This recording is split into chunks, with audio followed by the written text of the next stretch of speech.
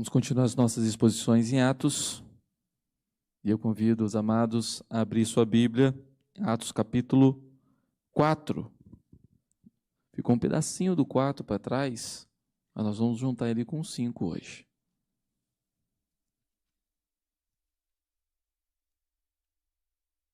Atos capítulo 4, versos 36 e 37, e também o capítulo 5 até o verso de número 11.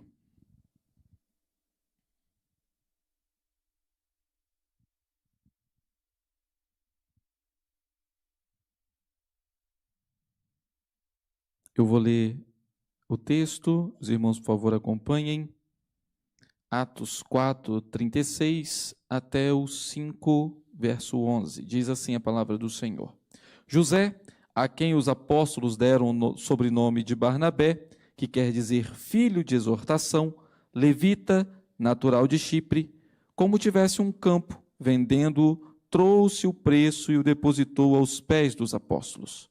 Entretanto, certo homem chamado Ananias, com sua mulher Safira, vendeu uma propriedade, mas, em acordo com sua mulher, reteve parte do preço e, levando o restante, depositou-o aos pés dos apóstolos. Então disse Pedro: Ananias, por que encheu Satanás teu coração para que mentisses ao Espírito Santo, reservando parte do valor do campo? Conservando, porventura, não seria teu? E vendido, não estaria em teu poder? Como, pois, assentaste no coração este desígnio? Não mentiste aos homens, mas a Deus. Ouvindo essas palavras, Ananias caiu e expirou, sobrevindo grande temor a todos os ouvintes. Levantando-se os moços, cobriram-lhe o corpo e, levando-o, o sepultaram. Quase 3 horas depois, entrou a mulher de Ananias, não sabendo o que ocorrera. Então Pedro, dirigindo-se a ela, perguntou-lhe: Dize-me, vendestes, portanto, aquela terra? Ela respondeu: Sim, portanto. Tornou-lhe Pedro: Por que entrastes em acordo para tentar o Espírito do Senhor?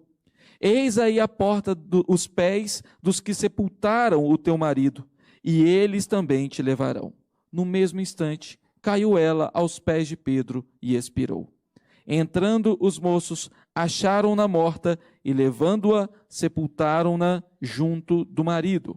E sobreveio grande temor a toda a igreja e a todos quantos ouviram a notícia destes acontecimentos.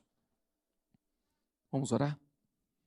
Pai de amor, em nome do Senhor Jesus, queremos pedir ao Senhor que tenha misericórdia de nós.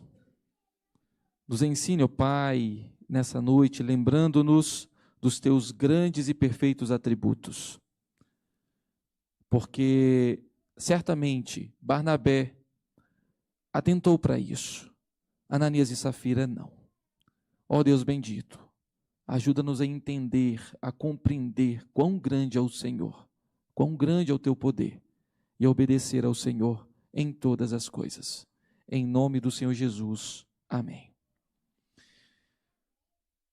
Queridos, a gente pode dar um título para essa mensagem de hoje de Deus conhece os intentos do coração. Deus conhece os intentos do coração. E propositalmente, nós deixamos este pedacinho do capítulo 4 para hoje. Por quê? Porque nós vemos aqui um bom exemplo e um mau exemplo estampado dentro daquilo que nós já estudamos na quarta-feira passada sobre como viviam os convertidos. O fato de estarmos no meio de uma comunidade cristã não significa dizer que não haja falsos cristãos no meio da igreja. Não estamos isentos de sofrer com isso. O próprio apóstolo Paulo, ele fala que ele sofreu com falsos irmãos na sua caminhada missionária, nas suas viagens missionárias. E aqui nós vemos no início da igreja, a igreja antiga aqui, sofrendo já com algumas situações dentro dela. Primeiro, nós vemos alguém que dá o bom exemplo daquilo que os verdadeiros cristãos estavam fazendo. vendendo suas propriedades à medida que alguém tinha necessidade, indo até os apóstolos, depositando aos pés deles, para que fosse distribuído a cada um conforme a necessidade de cada um. E esse exemplo é o de Barnabé. Vou usar o sobrenome dele, ou pelo menos o codinome que deram a ele, porque se eu falar aqui José, a gente pensa em vários Josés na Bíblia, menos Barnabé. O nome dele era José, né? Mas foi dado a ele esse nome de Barnabé, que significa filho da consolação, ou de exortação.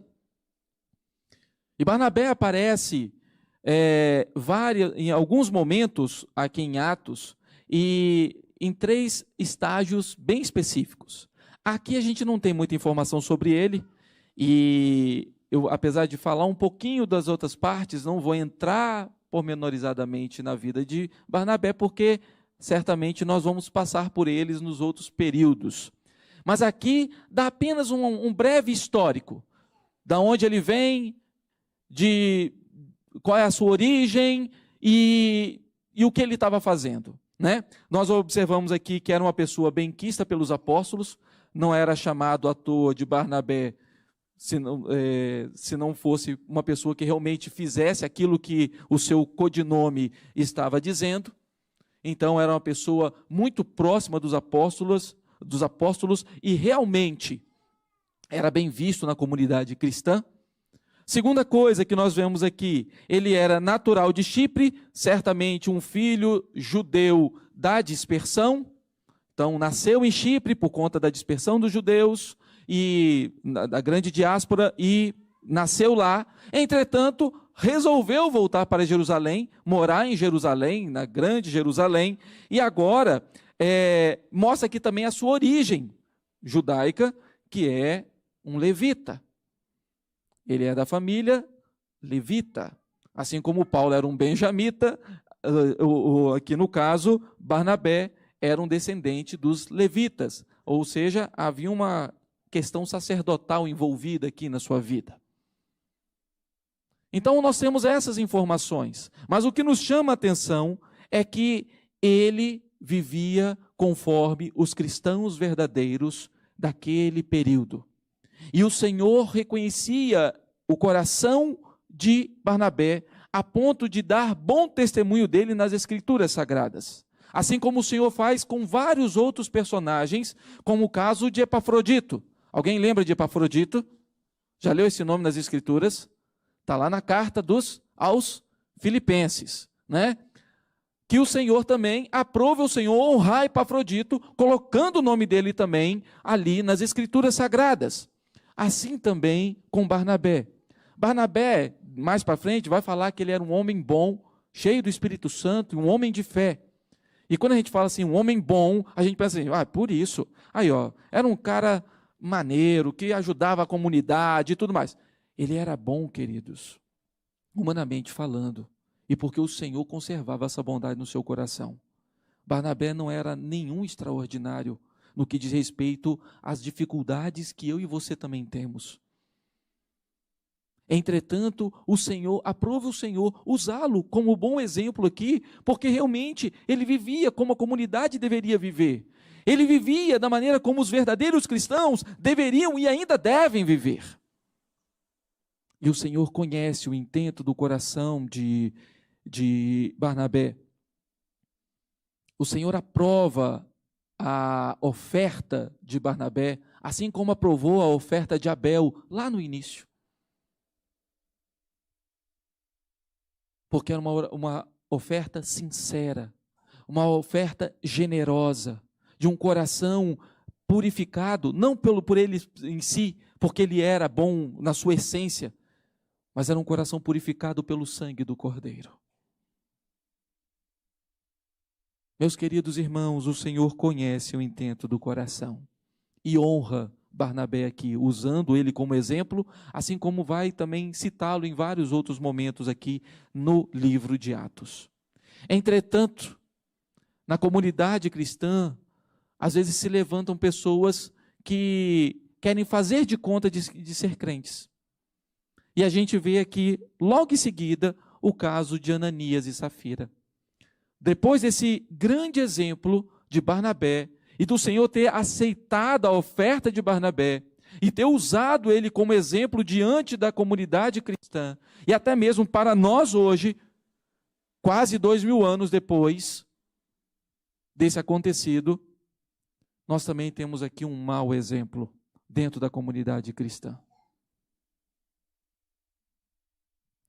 Diz o texto, continuando: entretanto, certo homem chamado Ananias, com sua mulher Safira, vendeu uma propriedade. Era lícito deles venderem essa propriedade. Eles poderiam vender e chegar até os pés dos apóstolos e falar assim: olha, essa aqui é uma parte do que nós vendemos, a outra nós precisamos pagar uma dívida e usamos para isso, mas agora, essa metade aqui nós queremos doar para ajudar algum irmão que esteja em necessidade. Eles poderiam ter feito isso. Eles poderiam ter vendido a propriedade e ter ficado com o dinheiro. Poderiam ter feito isso. Não era ilícito fazer e nem morreriam por conta disso. Mas a grande questão é querer parecer uma coisa que não é, sem se tocar de quem é o Senhor. Quem é o Senhor da missão? Quem é o Senhor da obra? Quem é aquele que realmente sustenta a obra que a igreja está agora promovendo? É isso que eles não atentaram. E agora acontece justamente isso. Eles entram num acordo, verso de número 2, ele entra em acordo com a sua mulher, retém a parte e leva o restante e faz aquela propaganda. Olha só como que nós somos crentes. Nós viemos aqui entregar a nossa oferta também. Assim como Barnabé fez, a gente também está fazendo. Olha, não somos melhores nem piores do que Barnabé. Do jeito que ele fez, a gente faz também.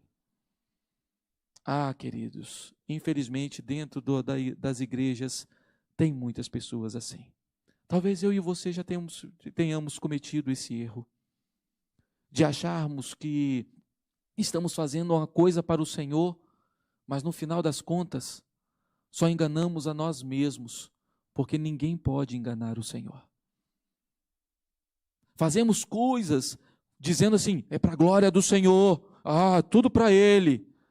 Mas no coração, se não tiver uma palavrinha de apoio, uma palavrinha de elogio, aí ninguém liga para o que eu estou fazendo e começa a reclamar.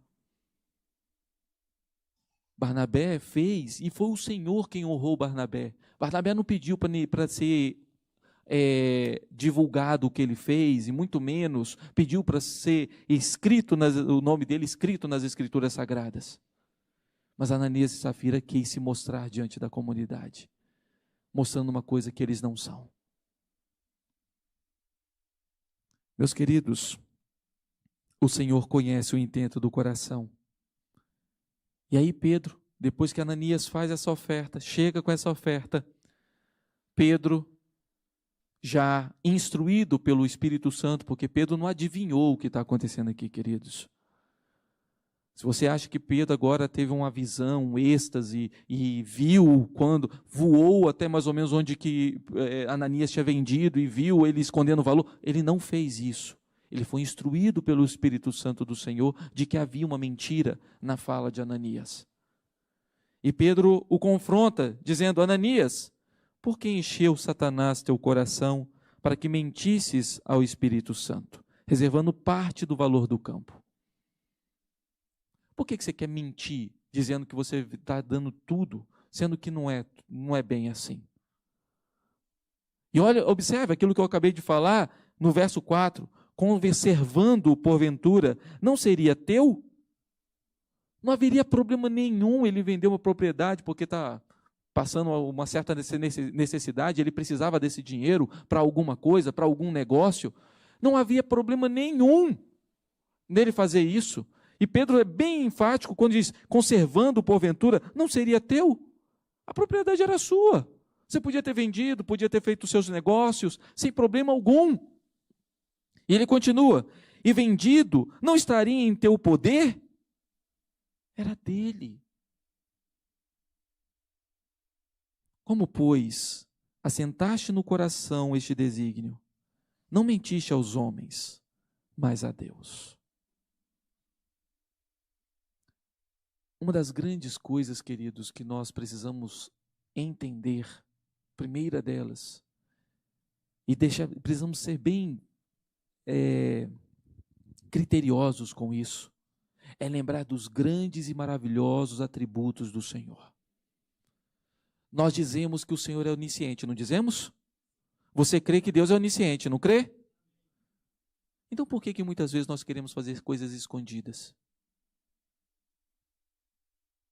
Nós dizemos que Deus é onipotente. Você crê que Deus é onipotente, correto? Então por que muitas vezes duvidamos do seu poder? Nós dizemos que Ele é onipresente, certo? Você crê nisso, não crê? Então por que muitas vezes achamos que estamos sozinhos, sem a companhia dEle, como se Ele não estivesse nos vendo? A própria Bíblia fala que as trevas e a luz são iguais para Ele. Eu posso estar no mais escuro local, que o Senhor estará me vendo como se fosse luz. Ananias não se atentou para isso. Ele achou que estava fazendo um bem para a comunidade, levando parte do valor. E até estaria talvez fazendo o mesmo. Ele estaria se gabando de levar, dizendo que fez uma coisa que na realidade não fez. Mas ao Senhor, o Senhor da verdade, a Ele ninguém engana. Ele poderia ter enganado até mesmo os apóstolos. Se o Espírito Santo não tivesse instruído Pedro, certamente Pedro e os demais apóstolos receberiam aquele valor como se fosse total. Mas aquilo serviu para mostrar àquela igreja e mostrar para nós, no dia de hoje, que nada é escondido do Senhor, nem mesmo os intentos do nosso coração. Há uma música da Oficina G3, chamada Meus Próprios Meios, que numa frase dela vai dizer assim: buscar as coisas certas da maneira errada é o mesmo que nadar contra a maré. Era justamente o que Ananias e Safira estavam fazendo aqui. Fazer a coisa certa, mas da maneira errada. No caso deles, o valor pago por eles foi alto demais. Custou a vida deles. E aqui, queridos, entra uma outra lição muito interessante, porque muitas vezes nós olhamos, e até mesmo a parte liberal da teologia, que fala sobre a questão das mortes no Antigo Testamento, como que um Deus pode matar pessoas assim e tudo mais, e esquece de olhar para o Novo Testamento, e o mesmo Deus do Antigo Testamento é o mesmo Deus do Novo Testamento. Aqui, 2 pessoas morreram porque mentiram ao Senhor, porque não atentaram para o Deus onipresente, o Deus onisciente, o Deus onipotente, que eles diziam servir. Meus queridos, na nossa missão, para cumprir a nossa missão, como igreja do Senhor, é necessário pedir ao Senhor, como o salmista faz, lá no Salmo 139, sonda o meu coração e conhece os meus pensamentos. Vê se há em mim algum caminho mau e guia-me pelo caminho eterno. Nós precisamos pedir ao Senhor que sonde os nossos corações, que mostre as mazelas que estão na intenção do nosso coração. Porque senão, queridos, nós cometemos os mesmos erros que Ananias e Safira. Ainda que não morramos agora, expiremos aqui, diante da igreja e diante da câmera ali, indo para o YouTube. Entretanto, espiritualmente, nos mantemos mortos. Porque dizemos uma coisa com a nossa boca, mas vivemos outra coisa com as nossas práticas. Ananias e Safira foi um exemplo usado pelo Senhor agora para trazer uma lição para aquela igreja, de que o Senhor vê todas as coisas, que Ele conhece a intenção do nosso coração. E observe, logo depois que aconteceu isso com Ananias, verso de número 5, leiam comigo por favor, verso de número 5, vamos lá? Ouvindo estas palavras, Ananias caiu e expirou, sobrevindo grande temor a todos os ouvintes. Quem ouviu o que aconteceu com Ananias falou assim: não dá para enganar o Senhor. Ananias tentou fazer. Talvez eu estava até pensando também, agora eu estou pensando de novo em voltar atrás, né? É melhor nem vender a propriedade por enquanto. Aquilo serviu de lição para a igreja do Senhor. Aquilo trouxe temor ao coração do povo cristão. Muitas vezes, queridos, o Senhor nos disciplina para o bem da comunidade. Deve haver disciplina na igreja para o bem da comunidade. A disciplina que foi sobre Ananias, ainda que bem grave, serviu para que o povo repensasse qual era a intenção deles fazerem o que estavam fazendo. Serviu para que o povo temesse ao Senhor e lembrasse quem é o Senhor da missão a quem eles estavam servindo. O Senhor que não conhece somente o que fazemos exteriormente, mas o Senhor que conhece o que passa no nosso pensamento, o que passa nos nossos sentimentos, o que passa nas nossas ideias, nas nossas intenções. Como nós temos adorado o Senhor? Como nós temos servido ao Senhor? Temos feito as coisas que fazemos realmente para o Senhor?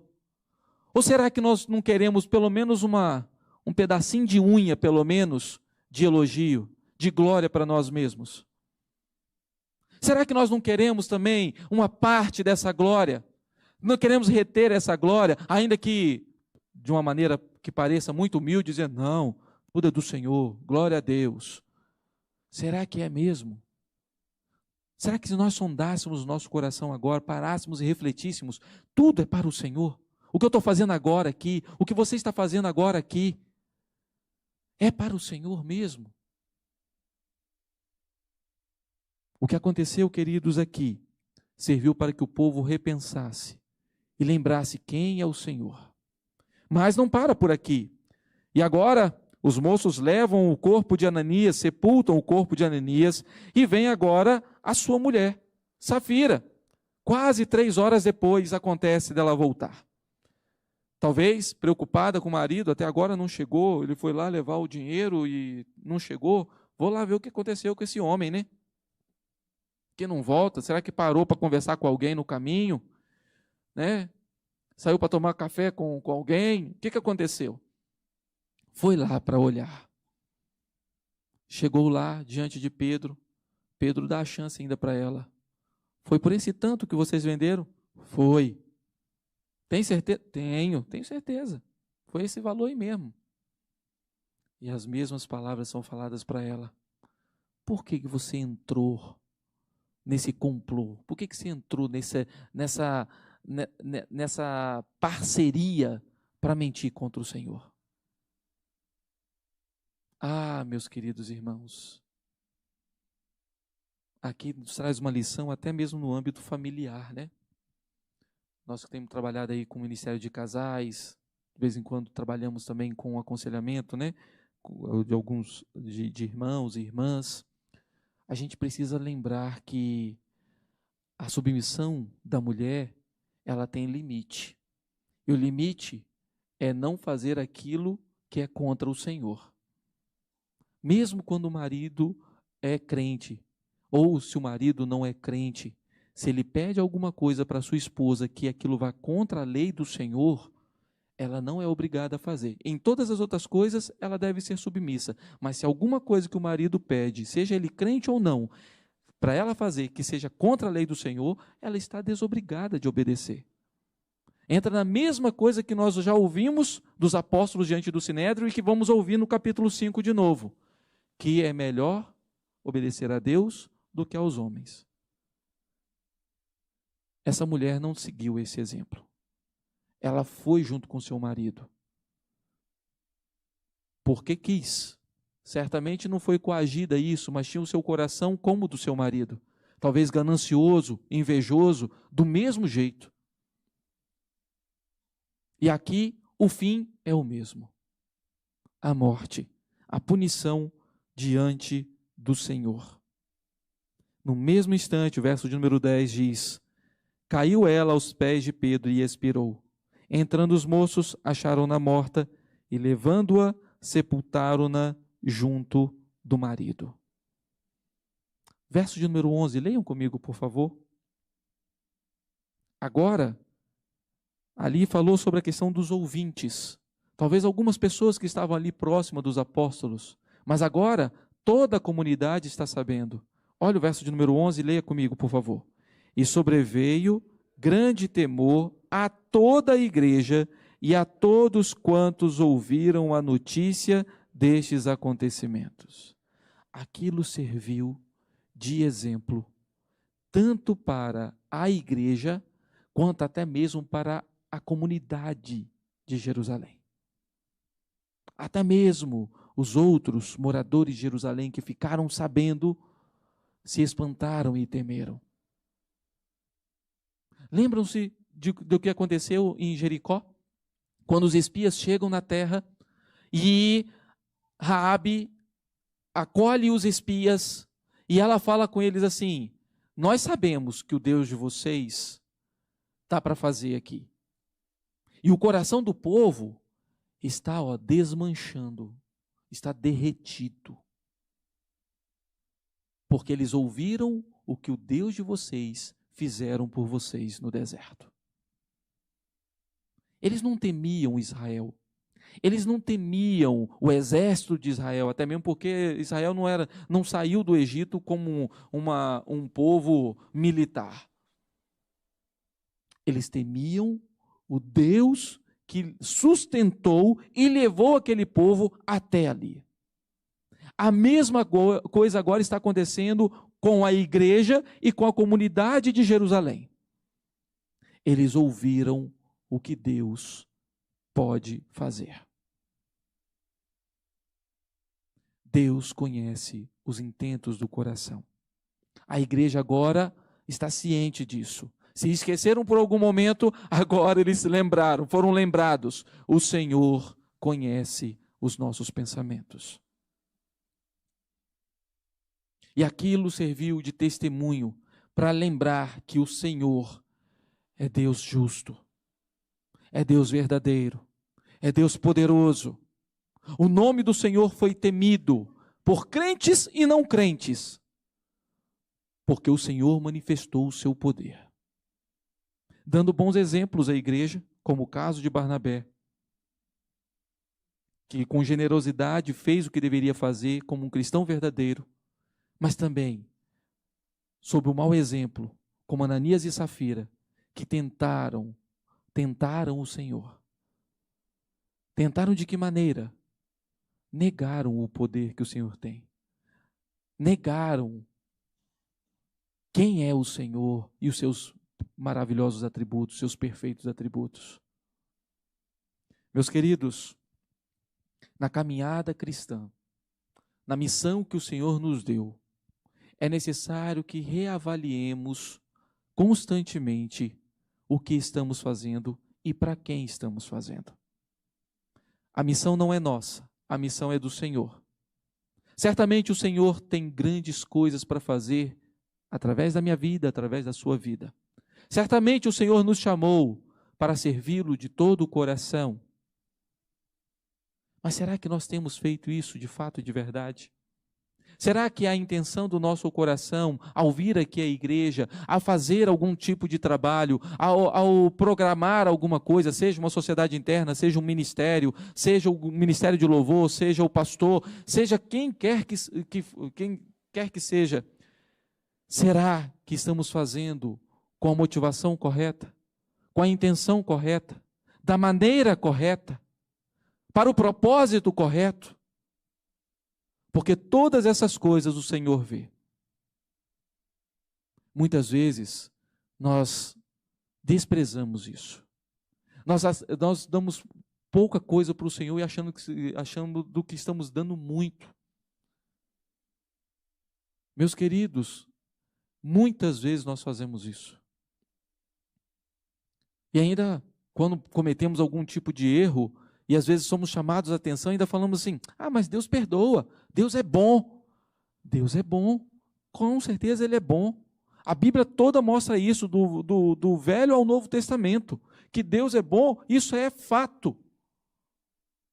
Toda a Escritura vai mostrar isso, que Deus é bom. Nos profetas, nos salmos, nos históricos, no Novo Testamento, o próprio Senhor Jesus falou, não há nenhum bom senão Deus. O próprio Senhor Jesus fala isso, quando ele foi chamado de bom mestre. Entretanto, o Senhor também é justo. O Senhor também é fiel à sua palavra. O Senhor também exerce misericórdia, assim como também exerce sua justiça. Ele usa de paciência para conosco muitas vezes e nos perdoa. Entretanto, também não podemos ultrapassar os limites. Ultrapassar os limites. Nessa noite eu gostaria que nós observássemos isso, queridos. O Senhor conhece os intentos do coração. Como está o seu coração nessa noite? Qual é o desejo do seu coração? Nós cantamos um cântico aqui que fala que não há outro a quem eu ame. Tu és tudo o que eu desejo. É verdade isso? É verdade? Será que realmente fazemos isso? Como eu trabalho com música há um bom tempo, existem alguns tipos de músicas que às vezes não é que a gente tem que cantar, acho que de uma maneira profética. Porque se a gente for ver como vivemos, na realidade não vivemos. Né?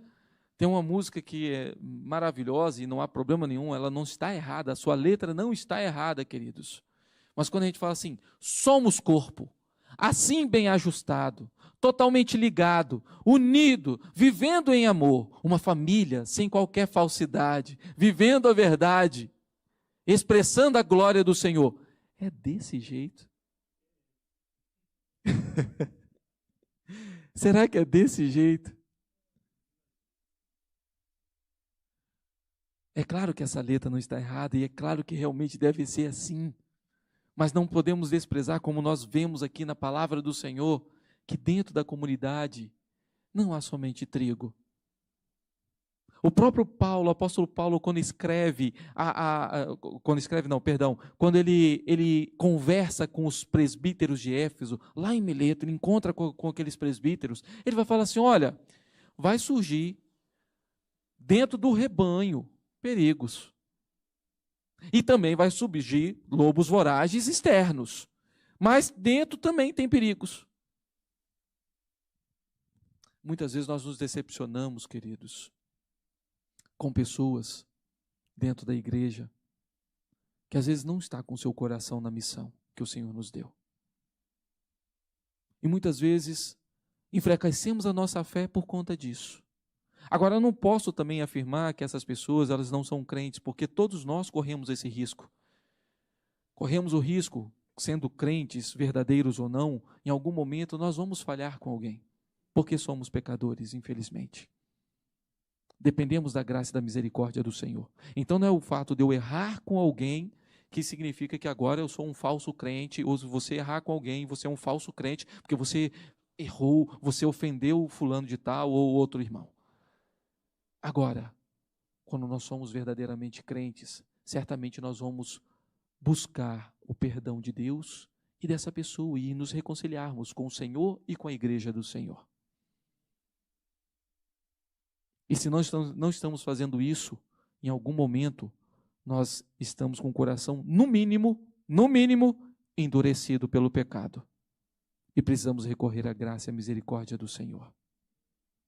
Para não sofrer com a disciplina do Senhor. Pode não ser algo como a Ananias e Safira, porque ali no caso foi castigo.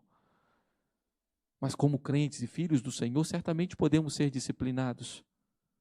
E o Senhor, quando se disciplina a quem ama, e nós devemos lembrar disso também. E sermos gratos pela disciplina do Senhor, e nos reconciliarmos com a igreja do Senhor, e nos reconciliarmos com o Senhor, nosso Deus e Pai, para que cumpramos a nossa missão com os intentos do coração também refeitos pela graça e misericórdia dele, conforme a vontade dele e não conforme a nossa vontade, tirando todo orgulho e enchendo o nosso coração de generosidade, esvaziando-nos de nós mesmos e pedindo ao Senhor que nos encha com seu Santo Espírito, como vamos ver na vida de Barnabé. Ele já era cheio do Espírito Santo aqui. Mais para frente vai ser falado sobre isso. Mas aqui ele já era um homem que testemunhava de ser cheio do Espírito Santo. Ah, queridos, olhemos para o exemplo de Barnabé.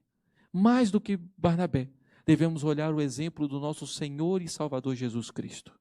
Aquele que se esvaziou da sua glória para fazer aquilo que eu e você não conseguiríamos fazer.